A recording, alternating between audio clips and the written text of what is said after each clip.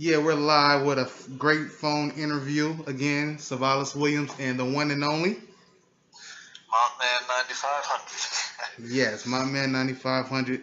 Find him on Monteleone. find him on Twitter. Very active, uh, very intelligent, very outspoken. You may learn a lot. You may agree. You may disagree, but it's okay. Go check him out. So today, little bit of both. yeah, right, a little bit of both. So today's discussion, we got a few things we want to touch on that's been on the mind of Brother Monteleone. Yeah. So let's start with the your interest in the NBA. Man, that this was a sad week. I've had to denounce my fandom for both the NHL and the NBA. It's not good. No, it isn't. And it's disappointing. And the commissioner of the NHL has been doing a terrible job for years, but adding an expansion team to Vegas is the last straw. So they're official with that? It went through? Okay. Yeah, it's green lit the whole nine. They laid out the plans for the expansion draft and everything, and it's awful. It's bad enough they made hockey go soft over the last several years. Between 1991 and 2000, the NHL added 9 different teams. Whoa. Then they spent the next several years wondering why scoring went down, adding a bunch of new rules, adding extra refs on the ice, and scoring did nothing except continue to go down. Right. He wants to make it to be all these other things. The truth is slapping him in his greedy face. There's other words I'd like to describe him. Be careful, this is PG-13.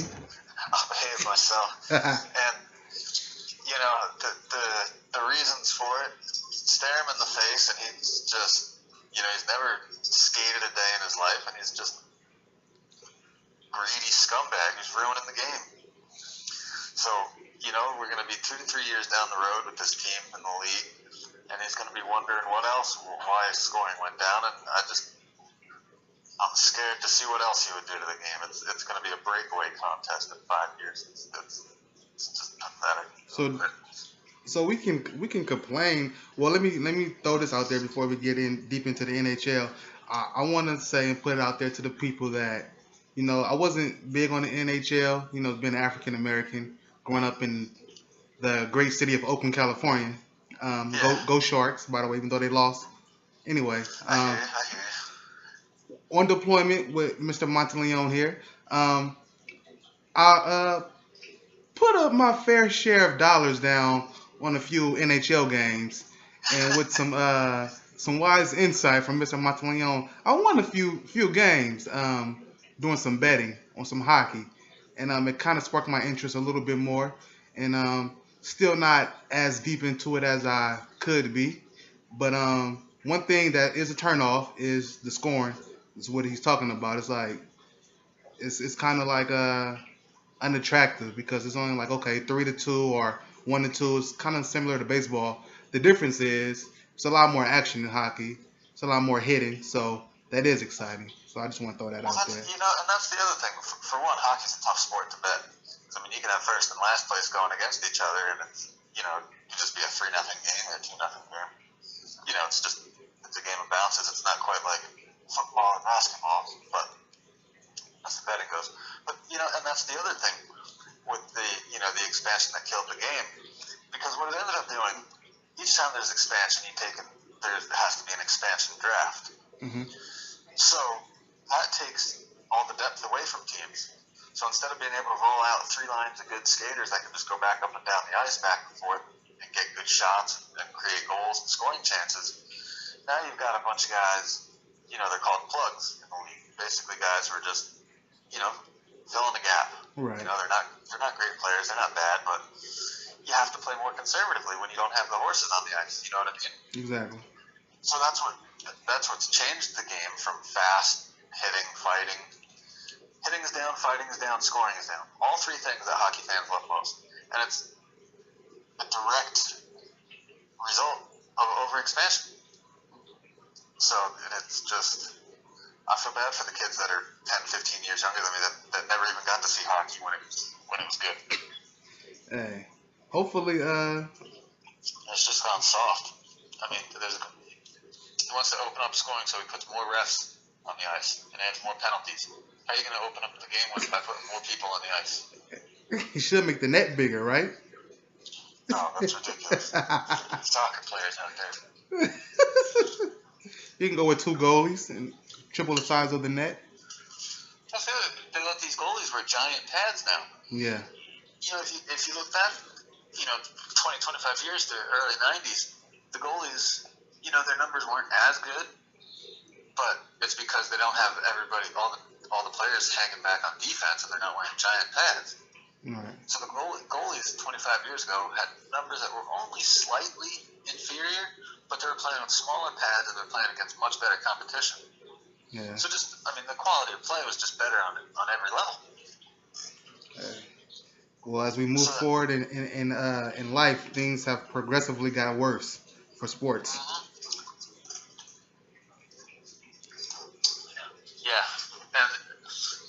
Yeah, it's terrible. So you're not happy? No, I give up. Remind me towards the end to come back to hockey, because I wanted to ask you something, if we don't touch on it. Yeah, that was about the end. Okay. About all I had to say about hockey for now, anyhow. All right. So what's this about the NBA that you're first. I still wish my Devils the best, but yeah, also I'm talking about later the Devils. But let's go to the NBA. I want to say congratulations to the Cleveland Cavaliers for winning Game 7 of the NBA championship. The first team to come back from a 3-1 deficit to beat the defending champion Golden State Warriors. I'll say no such thing. Explain, please. Elaborate. The last time that I was, I'm a Knicks fan, and I've told you that I will resume my Knicks fandom as soon as they get rid of Carmelo Anthony, because he's a selfish punk and no team will ever win with him. And the Ewing era ended when he got suspended. I think it was Game 7. It was a deciding game against Miami. Back when they had Jeff Van Gundy coaching, there was a brawl, and Ewing stepped on the court. He stood up from the bench, and they suspended him for leaving the bench during a fight. And it was just ridiculous. It's a crock. You don't do that in the playoffs. Right. It's a disgrace to the game. And what the league did this year is it's a disgrace. A guy named Adam Silver. How are you going to tell me a guy with that name isn't going to fix the league? Wants to swim in money. I'm not going to speculate about I'll leave that. The guy just looks like a snake, scumbag, ruining the league. He reminds me of Earthworm Jim. Remember the cartoon? No, but I think I know what you're getting at. Yeah. I'll make turtlenecks big enough for that guy. Right, exactly. Oh man. Snake. But how you gonna say your league has any credibility when you got LeBron dry snitching, so you just suspend one of the other team's best players, All-Star, and then you're gonna say that that's a legit championship? Come on. That's what they're gonna call it, man. But I don't know, man. That's a crock. And then the following game, fouling out Curry. Oh yeah. That was ridiculous. LeBron flopped again. Yeah, like he's always done. Yeah. But to his credit, he does get fouled a lot, man. They don't call it because he's so big. Well, you know what? Man up. Shaq did it. Yeah, that's true. I was gonna say. Yeah. 6'9", 270. I don't feel bad for you. Take it. 2 to the face. I mean, go figure skate if you can't deal with it. It's a man's league. It's bad enough they got all the rules in place that they do. Oakley and Mason wouldn't have put up with that. Oh no! And I heard an interview with Charles Oakley maybe about a month ago. He was on Mike and Mike, and man, he went off, man. Like he had went off so bad about how soft the players are now, and how he's absolutely right. Yeah. Man, I met Charles Oakley once. Mm-hmm. We went to my dad took me to the Knicks-Nets playoff game, and this was in '94, and I believe it was at the Carnegie Deli. After the game, we went and I met Charles. I was 13 at the time. I shook his hand. Nice. I Man, bet. his fingers came up to my elbow. Yeah. And then I saw Anthony Mason one time. He was playing in the Jersey Shore League, which was it's a legit summer league. Like a lot of the kids like going off to D1 schools, and some of the NBA players would come down and play. Right. It's a legit league. So he walked into one of the bars or restaurants I was eating at the time. And man, he walks in and he's just the biggest, scariest, jet blackest looking dude you'll ever see. Yeah. That's funny. Yeah. And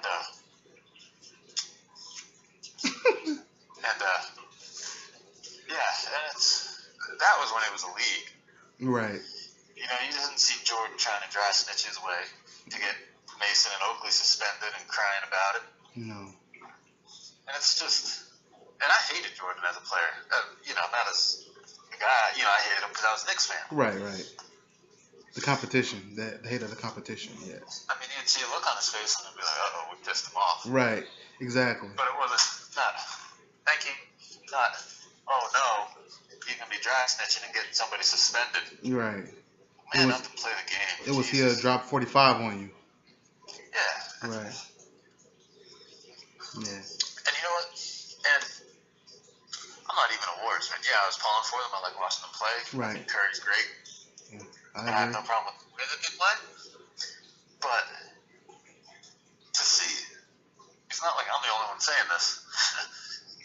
Or Curry's wife. I mean, there's Cavs fans, and then there's everybody else who's saying the league is rigged.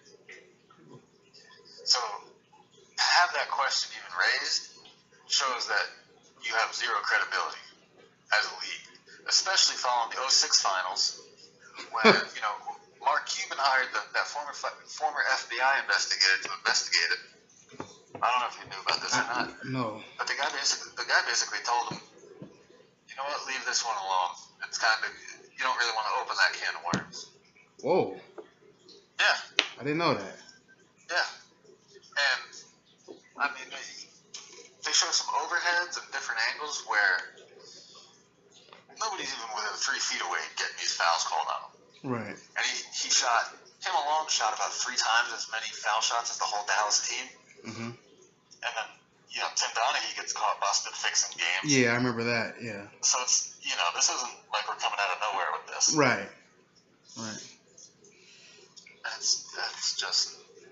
Well, and even, what was the other one? Game 6 in Cleveland. Yeah, the Cavs might have won, but every time that, Golden State cut the lead to single digits twice. And each time the refs found their whistles. Oh, yeah. It's just the way the cookie crumbles, huh? Yeah, Curry fouling out on a full court press challenging an inbound pass. Yeah. Brown fouling, like, come on. Bullshit. Well, they got to get Cleveland that championship to boost the economy for the city of Cleveland. You know what's funny is I watched Believe Land on 30 for 30 last week, and it was good. I liked it. But the thing that gets me is I watched that, and they talk about that 86 AFC Championship game against the Broncos as losing their chance. Right. It's like, they had the 86 Giants waiting for them that next week. Yeah, they didn't want their problems. Nobody was beating them. Right. Denver, they beat Denver 39-20. Yeah. LT and Harry Carson in their prime. Yeah. There was no chance. Wasn't going to happen. Right. Yeah. Goodness. But yeah, so now we got the Cleveland Asterisks as the NBA champions, and I'm done. Okay. Well, we respect that opinion from you. We appreciate your thoughts about the NBA and especially the championship with Cleveland and LeBron James. Well, thank you. Well, okay. Well, in the country, there's been a lot going on with the mass murder down in Orlando recently at the club, I'm just going to say, and gun control has come up. I know that's a big issue, and it's always been a big issue, but it always comes back to life, back to the forefront when things like this happen. Over 50 people got killed and another 50 got injured or hurt. So and the media is calling it the greatest or the most or horrible mass murderer shooting ever in the history of America, and totally disagree with that. And Yeah. but I'm not going to get into Black history and all that stuff. But we're going to go forward and about gun No, I hear control you. I hear you on that. and how you feel about gun control in the states. You know what amuses me about it after whenever bad things happen, people blame the wrong things. Yeah, go ahead. Like, I'm listening. like, you know, when I wrote my campus rape article 2 years ago, teach men not to rape. Oh, wait, it's already illegal, isn't it? Right. As soon as a guy gets charged with it, he denies it. So I think we've covered that already. You know, teach people not to drink and drive. Yeah. Oh, hey, that's a good idea. Hey, why don't we just make killing people illegal? Yeah, we've done that. Yeah, and they just go in these circles, and it's, you know, the point I made to somebody, a friend of mine, he was going off on some anti-gun rape, and I said the same thing. You know, hey, why don't we just make killing people illegal? And he's going blah blah blah blah blah.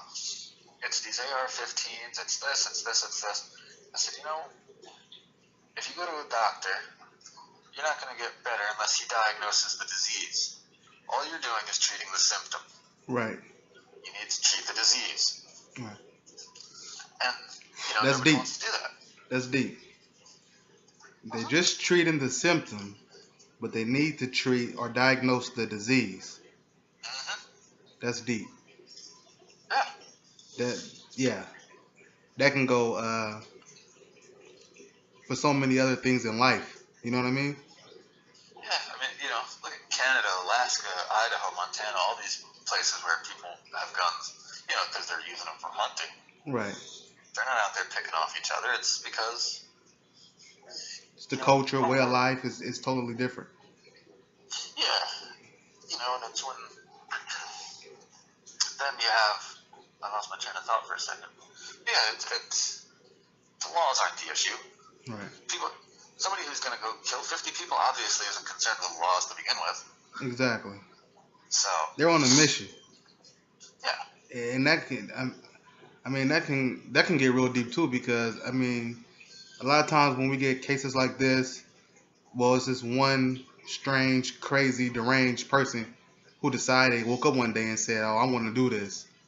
Well, and that's the other thing, you know, when he was on the FBI watch list, like, oh, why'd they take him off? How dare they? They said the FBI said they took him off the list because they assumed his coworkers were just making racist assumptions about him. So, you know what? Good for you, liberals. You made your bed crying about racism every chance you get. Now you can lay in your beds. Right. This is what happens. I mean, because people act like stereotypes. Oh, I'm just going to roll out of bed tomorrow and make up a couple stereotypes. Right. That's why I was joking around the other day. I was on Facebook Live, and you know the camera's on, and I was in front of my house, and I said, "Well, let me rap because I know you guys want me to rap." You know what I mean? You see a black guy in front of a camera, so I'm just supposed to rap. So just let me bust a rap real quick. You know, it's amusing to some people, but other people, you know, they think that's really what it is. But they don't understand that we also can have an intelligent conversation, you know, about gun control or the lack thereof. Yeah, you know, and that was the other thing he said. You know, this friend of mine that had posted his anti-gun thing, he said, you know, after September 11th, they made all these airport reforms and this and that. Like, yeah, everybody's got all the answers after the fact. Right. September. Right. Airports were the safest place in the world on September 12th. Yeah. You know, big freaking deal. You know, strap on a pair and deal with the issues that are on the horizon, not behind you. Right. It's true. It's true. You know, I saw this other post.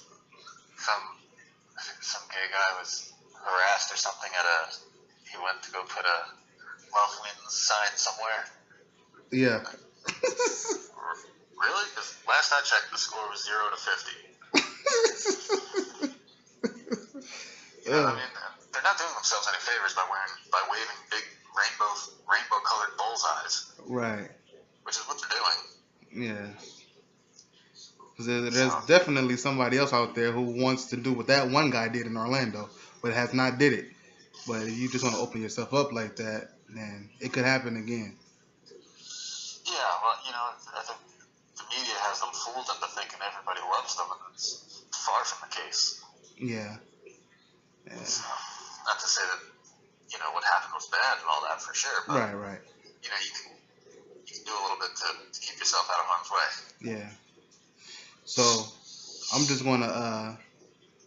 gonna walk outside next time. I'm gonna not wear a hoodie when I go outside next time. Let me put on the suit and the tie. I mean, at least if you're in a white neighborhood, it would help. Yeah, you know what? That's a great point, because let me tell you this. About last year, I was working at the shipyard with this. I was doing security at the shipyard, and this guy who's a former cop, a former sheriff, and he lives out in Gloucester. He lives out in Gloucester County, or Gloucester, Virginia, which is a very white country part of Virginia. And he says, yeah, late at night, I go running in my neighborhood, maybe like 11, 12 o'clock at night, I go for a run when I get off work or whatever. And he said, you want to come with me, Williams? No, I do not want to go with you running at 11 o'clock at night. He said, why? Because you think you're black, something's going to happen? Yes. In all honesty, no BS. Yes, something may happen to me if I'm out there running at 11 o'clock at night in your neighborhood, in your city. Your reality is totally different than what my reality is, in that community. Yeah, so basically, we know what we can get away with. I'm not saying we black people. I'm saying we, all people in general, no matter what race, what gender, whatever, what sexual orientation. You know what you can get away with in different settings, in different communities, and what you can't get away with. You know that. And it's about blending in. Exactly. Whether you're trying to be a pickpocket, whether you're trying to just do anything. Yeah. Good, bad, or other. Yeah, definitely. That's why I don't buy the gays and the trannies and all their crying.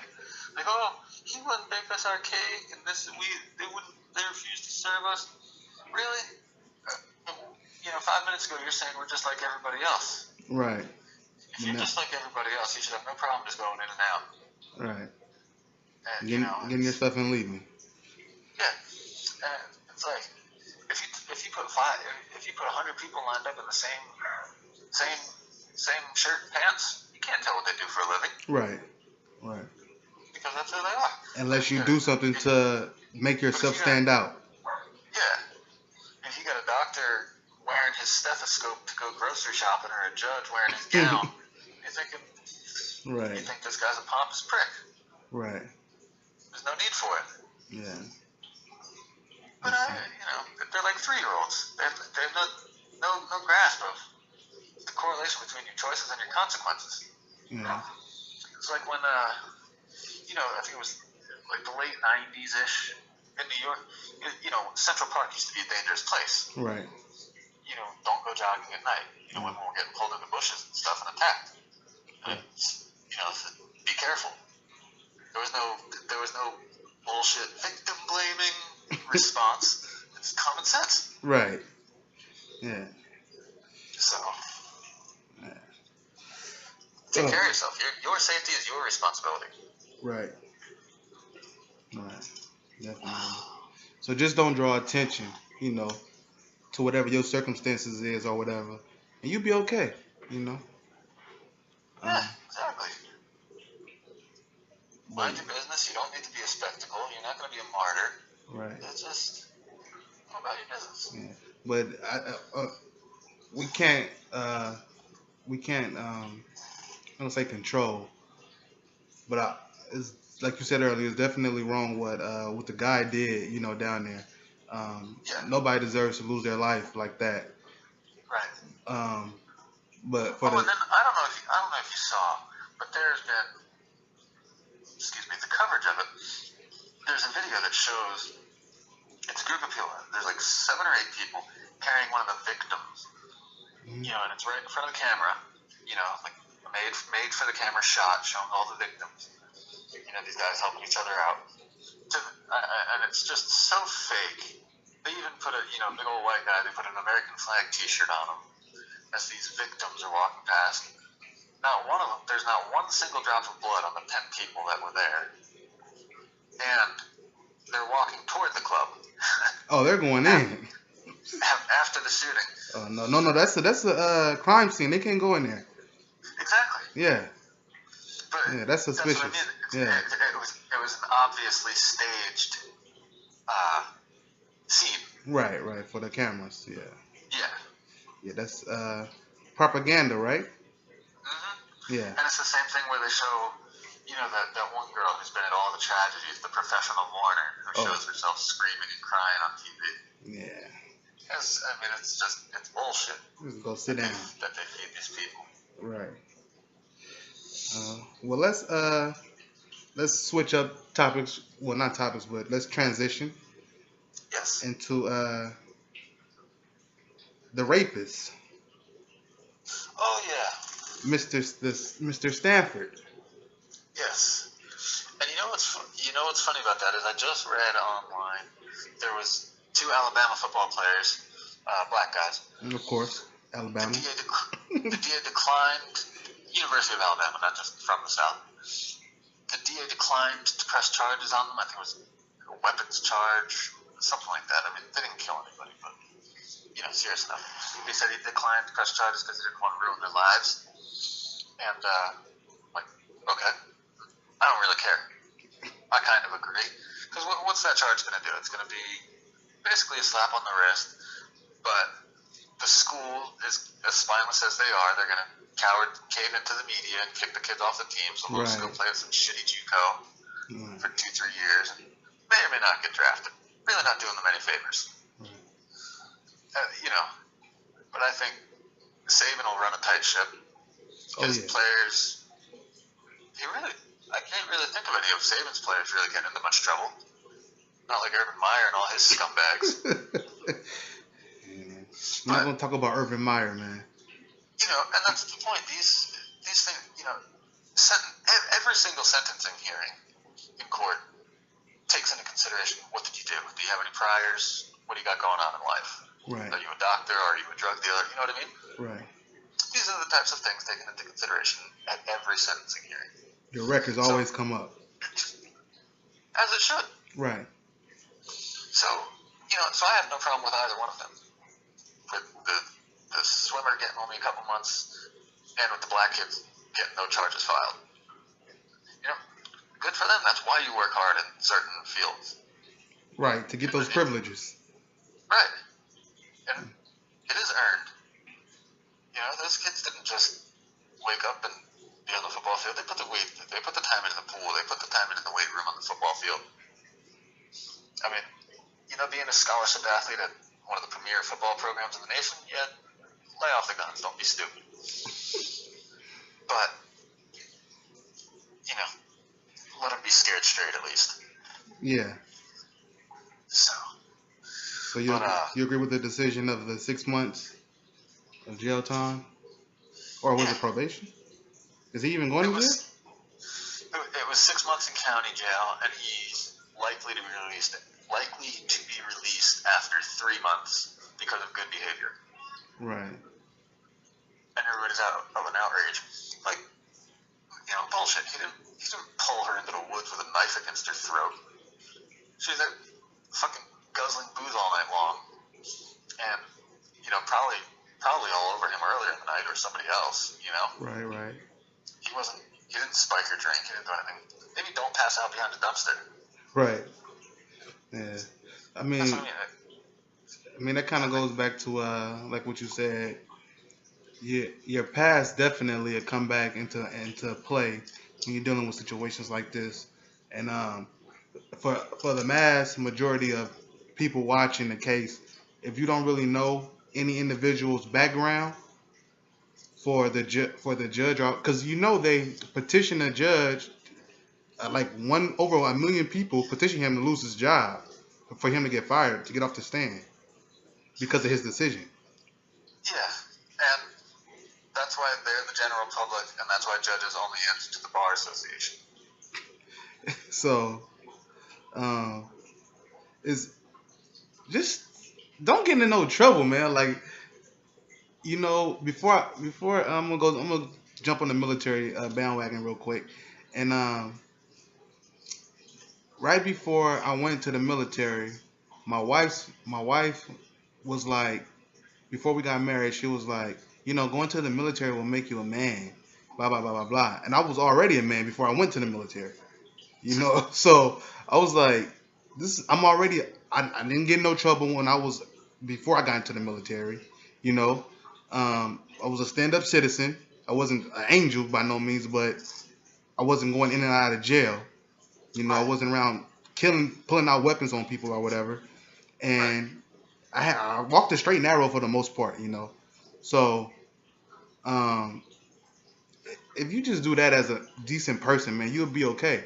But if I had been in a lot of trouble, getting into a lot of incidents and stuff, there's no way that when I do get into a situation that my past won't come back to bite me in the butt. Something that should have been a It's just month like or 2 months. In sports for this, you create your own luck.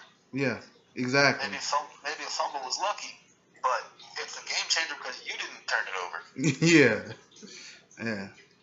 So. And it goes both ways, man. You create your own luck. Man. That was the other thing I said. So you wear your seatbelt, don't you? Yeah, exactly. Why? I read all the signs are posted. I read a great quote. It said, "You are responsible for your reality today." Yeah. Man, I took that to heart. I said, "Man, that's true. You create your reality by the decisions you make." Yeah, good, bad, and other. Yeah. So I wanted to ask you. I don't know if you wanted to release this to the public or whatever, but the link that you had sent me about the Devils, right? Yeah. Yeah, the Jersey Devils, NHL team. I don't know. I was still kind of confused. I don't know if you're trying to put together a documentary or an essay or a report or what's going on with that. It would be a documentary, and that ties into what I was saying before, because that team, the 1995 New Jersey Devils, they were seen as the team that played defense and killed scoring in the NHL. Okay. And that's just unequivocally false. That team had 3 Hall of Famers, no less than 3 Hall of Famers playing in their prime, 2 on defense and 1 goal. That's why teams couldn't score against them. And they had loaded and talented forwards that could score. And that team, those 95 Devils that played boring defensive hockey, they've scored more goals per game in the playoffs than all of the recent NHL champions in the new NHL, full of all the new soft rules. So to say that they were responsible is just flat out wrong. Other teams tried to play a defensive system because they didn't have the horses to do it. Right. But it didn't work for anybody else because they didn't have the players that the Devils had. Right. So it just goes into that, and then, like I said, with the scoring per game, there's all the different numbers and stuff to support that. So what's your the aim of that is to highlight the differences between what they want you to think and what actually is. So what's your actual? I see your narrative for the project. Right. But how do you want to present that? Like, is it going to be a 30-minute film? Is it going to be a 15-minute project? Is it going to be? I would expect it to be something that you go like a 30 for 30 between 60 to 90 minutes. Okay, so this is a big project then. Yeah, hopefully. Like, are you trying to reach out to, like, I don't know, other journalists who wrote during that time period who wrote about that team during that time period? Like, because that can get real. Okay. I have. I've spoken with some of the former players, some of the guys that cover the team. Okay. So to that end, it's been good, but I need to get the money together to make it a reality, rather than I remember when. You know what I mean? Right. So That's huge. That's huge. yeah. Man, that's big. Do you want to disclose the place anybody could go to try to help fund? If you just go to my Twitter page at Montman9500, Mhm. or just my Facebook, Rob Monteleone, RobMonteleone. You'll see the links on it. Okay, cool. The links to the page, and that's pretty informative from there. So Yeah. Okay. Well, that's big time, man. I hope that becomes a reality for you because I know you're passionate about the sport, and especially that's your team growing up from the area. yeah. Yeah. Thank you. Yeah. And so that would be good to get going. But yeah, thank you for bringing that up. Oh yeah, I definitely want to touch on that. Yeah. Say that again. I said I definitely want to touch on that. Oh yeah. Yeah. Because it seemed like it could be something, really epic, really amazing. Something like a 30 for 30 type of thing like that. Yeah. And that looking back where it's got done well, looking back over the sports history, because it was a significant time. All right. Was that their first title that year? Yeah. Okay. Yeah. And because a lot of people had discredited it because it was it was in a shortened season, and then B, a lot of people wrote it off because of their defensive system. But they had, like I said, they had no less than 3 Hall of Famers on the team just playing. They had their coaching staff, between the head coach Jacques Lemaire and Larry Robinson, they won about 6 Stanley Cups while they were playing together in Montreal. Mhm. And that was the greatest dynasty in NHL history, the 1970s Montreal Canadiens. So the Devils' general manager brought in the right people to build that team. Right. It wasn't luck. It was that It was strong style of play, big, strong, skilled forwards, and a great goalie, great defense. So well-oiled machine. So let's wrap up this interview. Coming up on about 40 minutes. So time flies. yeah, especially when you're having fun. So I want to thank Rob Monteleone for his time coming on the show. Thank you, Savalas. As always, it's a pleasure. Hey. Well, you really got to get this documentary together, man. You're getting me excited, man. That's what I like to hear. Yeah. You and Claybrook, my 2 favorite hockey fans that I've watched the game to. Clay Brizzle. Yeah, man. We gotta go. Yeah, definitely. I'll see, man. I'll definitely throw some chips out there your way this Friday for the fundraiser. The main thing is we gotta push it and get it out there to the people so they can see and understand the vision and what the importance of it to sports. That's what I've been trying to do, tweeting, Facebooking. Yeah, definitely. A lot of sharing, a lot of liking, but appreciate that. Oh, thank you. So just tell the people one more time where they can find you at your Twitter account, Facebook. At Montman9500. MONTMAN 9500. Two of the years the Devils won the Stanley Cup, 1995 and 2000. So that's where that's from. Oh, nice. And, I left in 2003 went off there. Otherwise, I'm just counting numbers all over the place. But so at Montman9500 and Facebook as well, Rob Monteleone. If you find me on Twitter, you'll know it's me on Facebook. Well, we appreciate it once again, Rob. All right, boss.